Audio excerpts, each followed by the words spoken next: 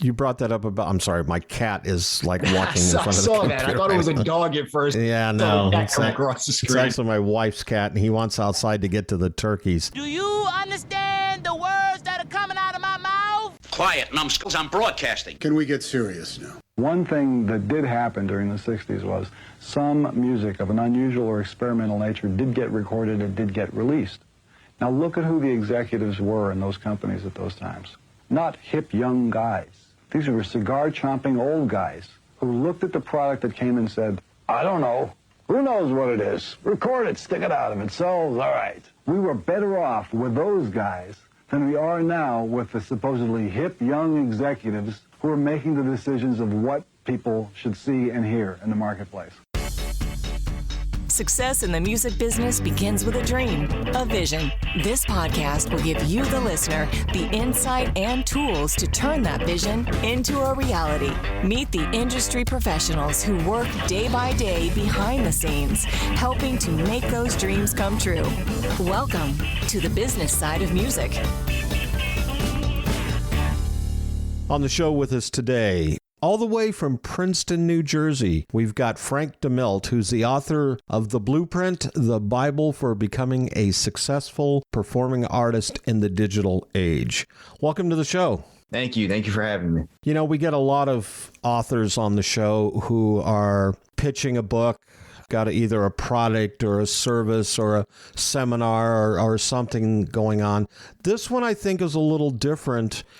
And of course, I guess always my first question is, at least I try to make it my first question is why? Why did you put this book together?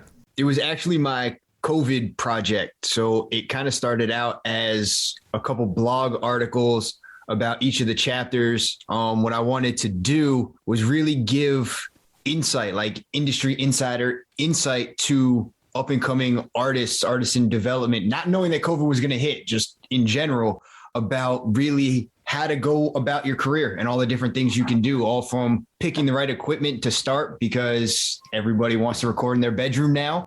So right. To pick which microphone and which interface and computer you need, all the way to understanding mixing and mastering and all the post-production stuff, to how to release and distribute your music and copyrights, and then even further into social media marketing. And then the step that everybody wants is signing your contract and understanding working with labels and that kind of stuff. So I wrote individual articles about everything and then decided to put it all together in one book so people didn't have to go searching all over the internet for it. It's in one easy to read step-by-step guide for everybody that wants to be a singer or be anything in the music industry. So let's back up a little bit.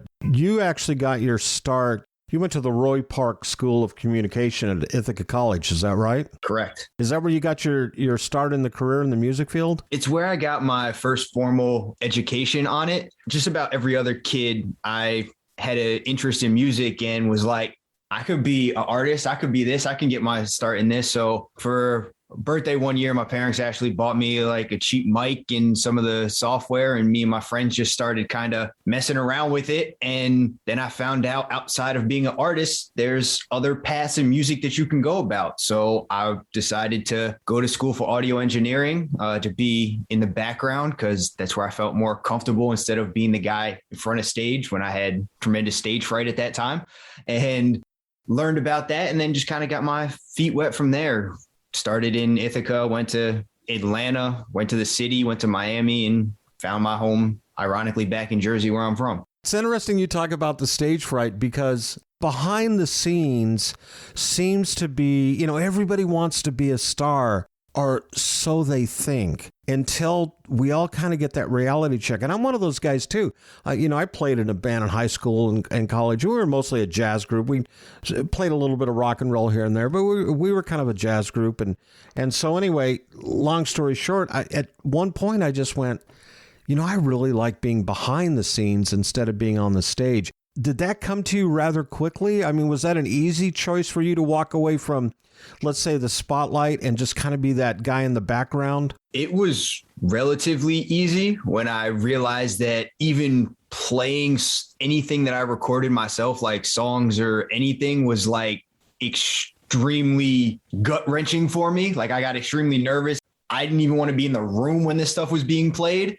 And then the thought of getting up in front of somebody and trying to do it was like almost a non-starter. I was like, okay, maybe music's not for me. But then I found out that my friends wanted to record just playing around, and I was the one recording and mixing, which I didn't know what it was called at that time. And during one of those sessions, quote unquote, one of my friends was like, why don't you just be a producer? Like, this is what you're doing. You kind of seem like you're good at it. And I was like, maybe you're right. And then I kind of looked more into it because I never knew anything outside of being the artist. You could do anything else in music. I didn't know there was anything else. So upon doing all that research is where I found that back end stuff. And I was like, oh, well, this is all the stuff I'm already doing with me and my friends. Like, maybe it is something I could do. So that's kind of how I fell into it. But it wasn't a hard transition because, like I said, I couldn't get up in front of anybody and do anything. So it wasn't like, oh, this failed, let me try this. It was like, it's not even a non-starter. Do you think that the pressures of being a producer was, I'm trying to figure out how to say that. Obviously, being a producer, you have a certain sense of responsibility. You're kind of in the spotlight there, too, at least in the studio process. That was actually a little easier piece of cloth for you to wear? Yeah, it was, because you're only really in the spotlight, as you said, in the studio. So it might only be you and one other person, or you and a handful of people. And it's one of those things where it's not so much everybody is judging you when you're standing in front of people and doing your songs. It's more like you are the expert in the room at what you're doing. So they're not judging you. They're kind of relying on you to help them get the best out of their creative ability. So I'm kind of guiding them as I'm just doing my job. So it wasn't so much as I felt pressure. It was kind of more me helping them get to where they want to go, which was more comfortable for me than trying to just put my whole self out there and be like, here's my creation, here's my feelings. I don't know what y'all are going to think. But being a producer, you actually do get a certain amount of that creative process, being involved in putting that other artist's project together. So I'm assuming you get some fulfillment, or maybe I should say this. I would assume you get fulfillment from doing that. It's got to be gratifying. It is. It's one of those things where kind of when the artist says they get that real rush and that feeling when the fans respond to their music, it's kind of how I feel in the studio when the artist walks away happy, or when other people in the studio are listening to the music and they're like, that's really good, or I like this. That's my gratification of it, because it's like, all right, I really helped bring the artist's vision to life, and now other people are recognizing it. You didn't start out as a producer, though. You started out actually engineering in the studio? Yes, that's where I started, as the guy hitting record and just recording people's vocals and then mixing it to a certain extent. So you're learning things from other producers at that point. Was there any formal education process for you to become a producer, or was it something that was just very organic and grassroots for you? It was a little bit of both. So I was never, even to this day, not really musically inclined. Like, I can't really play instruments. I've always struggled with reading music. So it was hard for me to learn production because I understood how I needed the song to go, but I could never play the keys or the sounds musically to get it there. Right. So I took some classes on it through school and then learned from producers on the job as I was in the studio with them. But then I also learned through everything I was going through that there's two sides of production. There's one production where I sit and make the music, and there's another production where I help orchestrate and put together the music.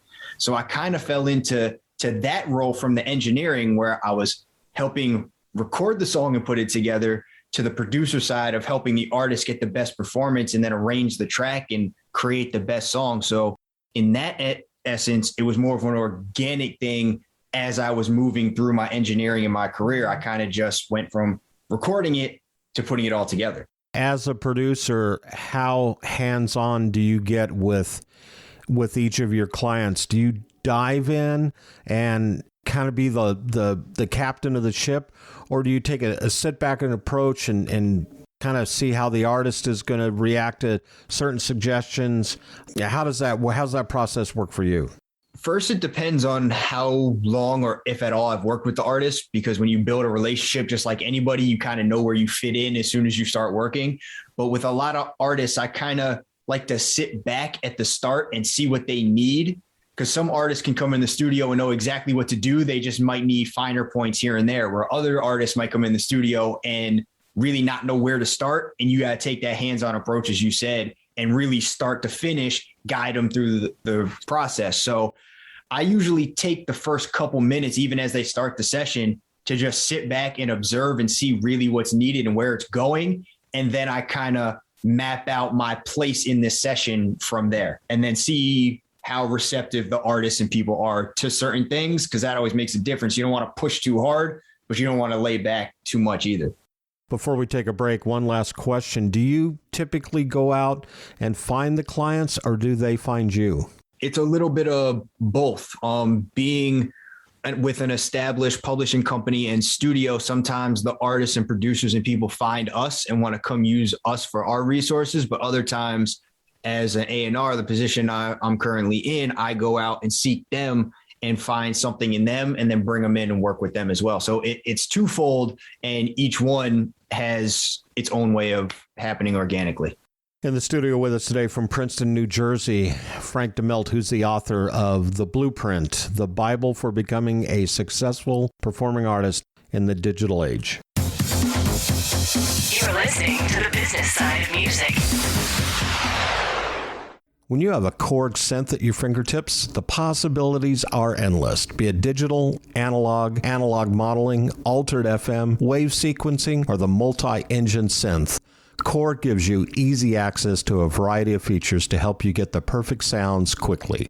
Whether you're a professional musician or just starting out, Korg truly has a synthesizer to help you express yourself. Visit Korg.com or your favorite Korg dealer to get your hands on one of their products to create new music always.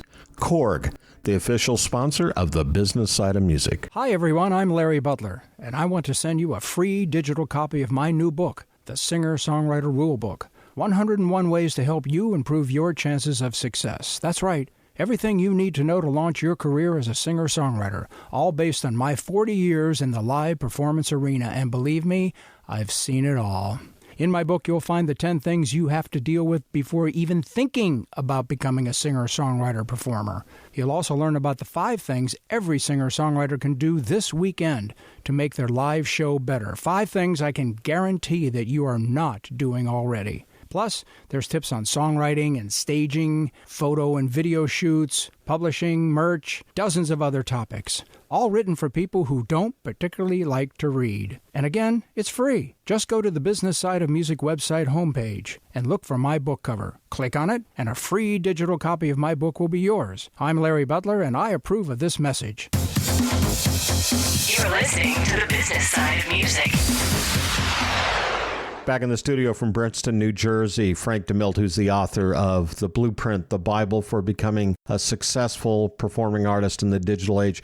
When we talk about your book, and I want to focus on that for a little bit, the creative process behind putting that book together, it started out as a blog, and that turned into this book of a certain number of chapters of really your thoughts and the process and working along those lines.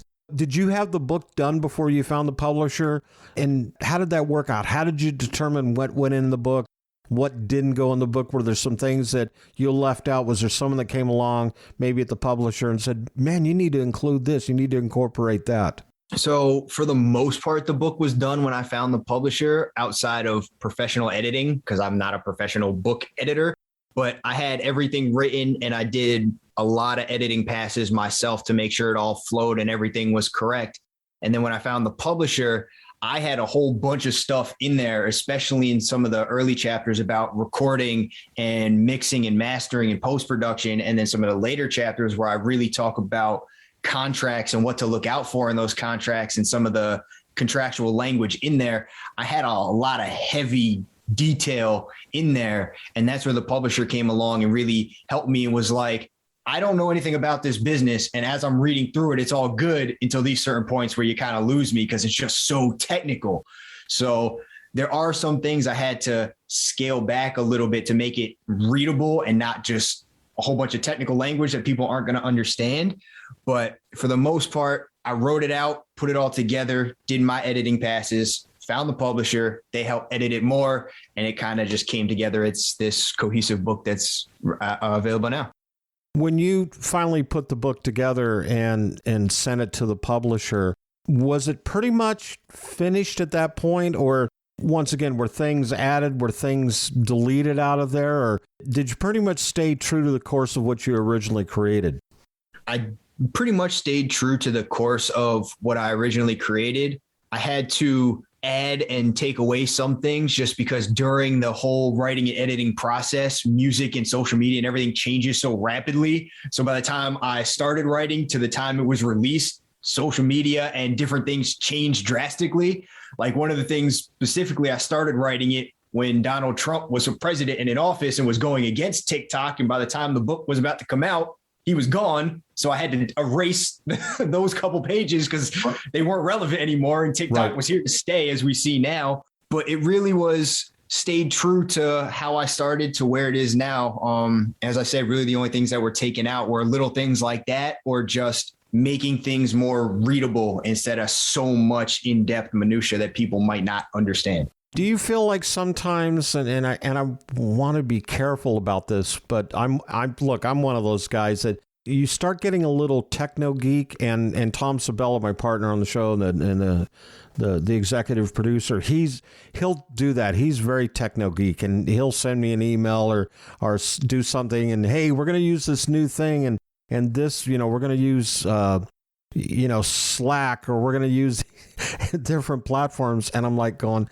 man, just send me an email or a text, because like I don't get some of it. So do you find that sometimes it's easier to simplify the terminology to your readers that they'll get it? Yeah, that was definitely one thing that the publishing editor helped me with, because when I first wrote it, I'm coming from the background of all this musical knowledge and knowing the in-depth technical terms for everything. So that's how I was writing it. And then as they started going back, they're like, I don't know what this means. And what is this? And what is that? And I'm like, okay, I had to scale it back a little bit and make it more general terms that people understood. Right. So the person that may not know anything about music, but wants to be an artist, can understand it. At the same time, somebody that's a little bit further in their career and just wants to brush up on certain parts, but learn more of the back end stuff, can also understand it, but it's not so broad strokes that they get lost and don't find use for it. So it was a little bit of both. I did have to scale back a little bit because I had to make it readable for everybody. And coming from the background of it, like you just said, I got a little too technical in some parts. I want to move towards the topic of discussion of social media, because you brought up something about TikTok, and, we thought it was going to go away, and then it didn't go away. We went through the same process, I think, with Parler and a couple of the other platforms out there. Is there a favorite of yours of social media for an artist, for a musician, for a creative person that you think works better for them, or are they all applicable in different senses? So they are definitely all applicable in different senses. And this is one thing that I struggled with, is try to go in depth on each platform in the social media chapter of the book, because they're all really relevant and it all depends on your fan base. But at the same time, there's so much that you could go into that it could be a whole book by itself. Right. So I definitely dive deep into this in that social media chapter. But I would say the biggest thing is really, it's going to depend on what kind of content you're creating, and then what your fan base and how old they are is. So each social media platform, especially now, is more used by different age groups. So as I state in the book, Facebook is the most used out of everything. But if you look at it, it's more towards maybe a little bit older audience. So you got to do stuff that way, where Instagram and TikTok is used by everybody, but it's a younger audience, especially TikTok, where it's like preteens are using this now as well. So it really is going to depend on what you're really creating. Like for what I use, we have one artist that does a lot of dances and stuff that really generates to that TikTok fan base. So that's what she focuses on. But we have another artist that's more dapper in suits and stuff. So he more uses Instagram because it works better there. And then we have some that just like to continuously talk. So we tell them just go to Twitter, because you can just put your thoughts out all day. So it really depends on where you're comfortable and the content you're creating, but you need to take advantage of all of them because you need to hit all of that audience. Do you see another social media platform on the horizon? Well, let me back up. Let me put it this way. Do you think there's room for another social media platform out there? And if so, and if it isn't, I get it, but if so, is there a certain void that it would fill? Because what you just talked about is, you've got the preteens to the teens, and then you have the young adults, and then you have the older generation, kind of sort of all covering that. I don't know whether they overlap or not, but do you see room for another one coming on board? And if so, what do you think it would be? I think there's always going to be room for new stuff because as all this stuff has popped up in the last 20 years. So if early 2000s, if you would have ever said to me or to anybody probably at that time that Instagram or Twitter or TikTok would be a thing that everybody uses, I don't know if they would have been able to see that. I still remember the days when if you weren't a top-fledged celebrity, you couldn't even post on Twitter. It was only for celebrities to talk to their fans. And now Twitter is free for all for everybody. Yeah. So I think it's going to really depend on a filled niche at the time, kind of like what Clubhouse was during the COVID pandemic, where everybody was locked down, and it gave you a chance to be in these rooms and kind of just talk about any and every topic with people, and people could come in and out, and celebrities would come in and experts would come in, and it became kind of that next thing. Or how Twitch kind of took over gaming and streaming. I think there's definitely voids that can be filled, especially with this new NFT space and the virtual worlds that people are creating. So I think that's the next one to come along, but I don't know if there's ever going to be one that kind of like takes over. Instagram kind of seemed like that one at the time that took a little bit from this and a little bit from that and a little bit from this, but even still, all these other big ones are still there. So there probably is, and the NFT virtual space is probably it, but I don't think there's one that's going to ever be overarching. It's just going to fill voids and niches as we go and as they're created. Is there a particular chapter in your book that you think is, and this is kind of a trick question, so I apologize in advance, but is there a particular chapter in the book that you think is the most important one for the reader to go to? Because you talk about, what to look for in contracts or how to sustain yourself on the road, which to me is just about as vitally important as anything, and how to sustain your career. Your book covers all of these topics. Is there one that maybe stands out more than another when you were putting this together that you think, especially in this day and time, the relevancy of it all, that should maybe be that first chapter that the reader goes to?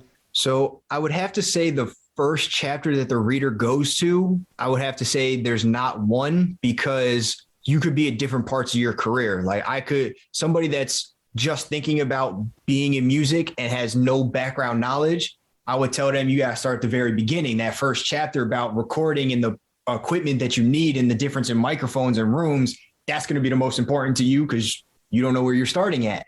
Where somebody that's done all of that, maybe you could skim or bypass those chapters because you have that under control and start with distributing your music or the social media aspect of it. Or if you're even further in your career and you're talking to the labels and the managers, maybe you just need the contract chapters. So where to start, I can't really say there's a pinpoint place of it because I wanted to write it so anybody at any stage of their career could get a benefit from it. So I wouldn't say there's that. I would say I don't want to say most beneficial chapters, but the ones that probably have the most staying power for anybody in this space is either going to be the last chapter where I talk about sustaining your career, because you always need to know how to do that. Once you get through everything, that's great that you got your record deal signed and you're this person, you put out your songs, but if you don't know how to sustain your career, you might not have that second album, that third album, that second single. So that's a pretty good one, even though it's forever going to be changing. And it has already changed from the time that the book was released 6 or 7 months ago till now. The social media marketing chapter is always going to be a good one that people could always go to no matter where they are in their careers. And then probably the music distribution chapter is probably another one. But again, like the social media chapter, those two things are always a moving target as technology changes and as different things. Like even when I wrote the book, NFTs were not a big thing in the music space. So I would have to go back and add the NFTs to these chapters. Even though those two are moving targets, those are probably the three that I could pinpoint that are always going to be relevant. Sustaining your career, social media and marketing, and knowing how to distribute your music properly. On the show with us today, Frank Demilt, who is the author of The Blueprint, the Bible for Becoming a Successful Performing Artist in the Digital Age. You're listening to the business side of music. Hey there, my name is Dr. Garrett Hope. I am a composer, coach, podcaster, and speaker. I've been focused on building my music business since 2014 and helping others build theirs since 2015. I want to tell you about the second annual Ultimate Music Business Summit we are organizing. It'll take place early January of 2022. There will be dozens of presentations with highly actionable content, all of it available to you so you can start your business, grow your business, and ultimately make more money. Because here's the deal. Unless you earn all of your income from an employer, you are a self-employed small business owner. And if you want to do more than survive, if you want to grow your audience, or if you want to impact more people, you have to think and act like a business owner. And that means this summit is for you. This summit will give you real-world, not theoretical, strategies you can implement immediately. You don't need to be stuck with fear or living in your failures. I promise you, with all the teachers lined up, you will get something you've never thought of before. Even though building a business is hard, no one is promising it's easy. It is possible. You just need the right tools and strategies. Tickets for this virtual event will go on sale soon. To be the first in line and to get more information about the summit, presenters, and more, go to musicsummit.biz. That's musicsummit.biz and add your email to the list. Since 1963, Korg has been creating new experiences in music and performance. That is what drove the creation of some of Korg's most legendary products, such as the Poly 6, the M1, the Electribe, the Triton, the Minilogue, the Kronos, Wave State, Op 6, and most recently the Nautilus, which is what we have here in our studio. Korg is dedicated to creating new, innovative, and uncompromising instruments which maintain the highest quality to inspire music makers, past, present, and future. Visit Korg.com or your favorite Korg dealer to get your hands on one of their products and start creating new music always. Korg, the official sponsor of the business side of music. You're listening to the business side of music. Back on the show with us, Frank Demilt, who is the author of The Blueprint, the Bible for Becoming a Successful Performing Artist in the Digital Age. Now, this book you said came out a few months ago. Where can people find it? I found it on Amazon. Is that really kind of the best place to go and get it? Yep, that is definitely the best place to go get it. It's available on Amazon, and you can get it in physical or Kindle versions. I like having that page-turning ability. I'm definitely old school. I'm an analog guy in a digital world. What can I say? How long did it take you to put this book together from beginning to end? Before I got it to the publisher and we started editing that, because that probably took about another 5, 6, 7 months-ish, maybe even longer. It probably took me about 6 or 7 months to get it from blog form to book form through all editing and writing before I was even comfortable sending it to publishers. And then after that, it probably took about another, like I said, 5, 6, 7, maybe even 8 months before we were done with the editing process and it came out. How technology is changing, and it's changing on a daily basis. Do you see yourself writing another book down the road, revising this one? I mean, because let's face it, we look at the technology that was there 2 years ago, and it's almost antiquated compared to what's out there today. Yeah, writing another one, I don't know about that one at the moment, but definitely updating this one as I go along is definitely in the plans. Because even as we mentioned earlier, you and me talking, that since this book has been released, digital streaming and social media has changed in a variety of ways. And the new wave of NFTs and virtual worlds are now coming into play, which was not even on the forefront of anybody's mind in music when I was writing this. And it's only been about a year since, it's been 6 months since the book came out. It's only been about a year since the writing process has started. So updates in this are probably definitely in the near future. when we talk about the digital world. I read an article today, in fact, on the vinyl world, which has seen its best year so far since 1988. In fact, vinyl is becoming so popular that the record pressing plants, and the largest one, in fact, in the United States, is here in Nashville, Tennessee, and they're running 24/7, and they still can't keep up with the demand. Your personal opinion, your perspective, do you see that as a format? Because we all talk about streaming, and it almost becomes a sterile listening environment. We kind of lose some of that, as I call it, that analog sound, that warmth. Do you see the vinyl world, from your perspective, continuing to grow? I don't know about continuing to grow, but maybe a resurgence of it. It's one of those things that things from the past always circle back around, and it seems like vinyl is coming back. But it also seems, because I was in Nashville over the summer, I was there for a month, and I actually spent literally an entire day from like sun up to sundown in different vinyl record stores, just going through stuff. And even I was amazed at how many newer records are coming out on vinyl. So I see it as a resurgence, especially with, I believe it was a couple weeks ago, Rihanna just, I think, re-released her whole catalog on vinyl. So people are definitely coming back to it, but it's still going to be an acquired niche, because how many people, especially in a younger generation, like I'm 27, so I have a record player and I go out and buy records, but I don't know how many people in the younger generation of me are going to go do that when everything's just in my hand on my phone at all times. Right. I don't know if they're going to appreciate that unless they're shown that. So I think it's going to come back, but I think at least at this time, there's probably a ceiling on it just based on age and generation and what's being repressed. What's next for you? For me, it's continuing to work with the artists that I'm working with. At the company that I work with, we're currently working with two artists, one by the name of Only Jamez, who recently released a project, Respectfully Toxic, a couple months ago, and is now doing his college tour all over the place. He was actually just at Art Basel in Miami earlier last week. And then the other artist that I'm primarily working with, her name is Law, L-A-W, and she's releasing her actual first project, Venting Volume 1, and that's coming out December 23rd. She got a couple singles out now. So that's really what I'm working on, just getting these albums out and getting those two artists to the forefront. And how can people find you? They can find me. The two biggest places are either going to be on Instagram or LinkedIn, and both are just at my name, Frank Demilt. Nothing crazy, nothing special. I don't have any crazy aliases. I keep it simple. Very good. Excellent. Thank you so much. And once again, you can get your book on Amazon, The Blueprint, The Bible for Recording a Successful Performance Artist in the Digital Age. It is available on Amazon.com. Sir. The Business Side of Music is the creation of Tom Sabella and Tracy Snow and is produced by Bob Bender. The Business Side of Music is recorded at Music Dog Studios in Nashville, Tennessee. Production sound design by Keith Stark. Voiceover and promo by Lisa Busan.